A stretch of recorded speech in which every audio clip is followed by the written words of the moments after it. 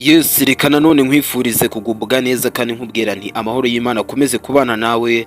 Wowe wahisemo kuzajya wikurikirira Viral Rwanda atandukanye, wowe udukurikira uherereye mu mpande enye z'igihugu, mu majyaruguru, amajyepfo, iburasirazuba n'uburengera bwaryo ndetse n'umujyi wa Kigali, ukadukurikira uri hanze y'ibihugu by'u Rwanda. Bivuze ko niba ufunguye iki kiganiro wumva ikinyarwanda ngo haye ikaze kuri Viral Rwanda. Nanone uyu munsi turi buze kugaruka kuri nde, ni munsi Mutesi Jolly wibukije umuhanzi wo muri Uganda Bebe Cool ko ari icyamamare atakabaye avuga ibyo yabonye atabanje gukora ubushakashatsi cyangwa ngo ashake amakuru mbere yo kuvuga ibintu bishobora kwangiza izina ry'uwavuga. Ese ibi Mutesi yabigarutseho kubera iki, cyangwa se ni ukubera iki rugeretse hagati y'aba bombi? Reka mbahe ikaze hano kuri Viral Rwanda, wibuke gukanda subscribe niba utarigeze ubikora. Ikaze dore uko inkuru yose iteye.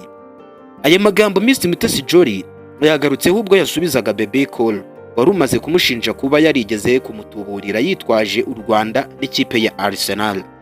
Abinyujije ku rukuta rwe rwa X rwahoze ari Twitter, Bebe Cool yagize ati: uyu mugore Miss Mutesi Jolly aba mu Bwongereza kandi akunda gukurikira imikino ya Arsenal.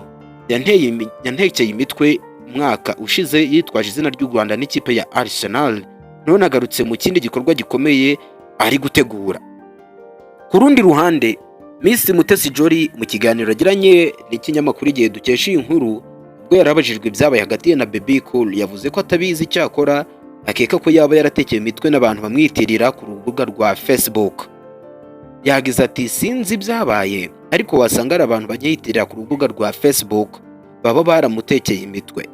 Abajijwe niba yaba azi icyo batekeyemo umutwe uyu muhanzi cyangwa niba yarigeze agerageza kumuvugisha, Jolly yagize ati: simbizi, ni ukuri gusa yakabaye amenya ko ari icyamamare. Ibi bimeze neza nk'ibiri mu butumwa bwa Jolly Mutesi Jolly yageneye Bebe Cool abinyujije nawe ku rukuta rwa X. Yagize ati: mbere na mbere mbabajwe no kumva ko watuburiwe n'abantu banyitiriye, ariko ubutaha ndabasaba kuzajya mubanza kugira ubushishozi kugira kugenzura amakuru neza mbere yo gushinja cyangwa kuvuga ibintu bishobora kwangiza izina ry'abandi. Yamwibukije ko nk'umuntu w'icyamamare akwiye kuzirikana ko amagambo ye afite uburemere. Ati: nk'umuntu uzwi cyane ukwiye kuba ubizi neza kandi ukitwara neza kurushaho, kuko amagambo yawe afite uburemere kandi ashobora kugira ingaruka ku buzima no ku cyubahiro cy'abandi. Ku rundi ruhande, Bebe Cool yateguje abamukurikira ko mu bihe biri imbere azava imuzi n'imuzingo inkuru nyayo y'uko ibintu byagenze. Ese Miss Mutesi Jolly ari muri iyi dosiye? Ese iyi dosiye koko ni iya Jolly cyangwa Bebe Cool yaratuburiwe? Duhurire muri comment, kandi niba ukunda inkuru nk'izi ukande subscribe ndetse na like. Ciao ciao.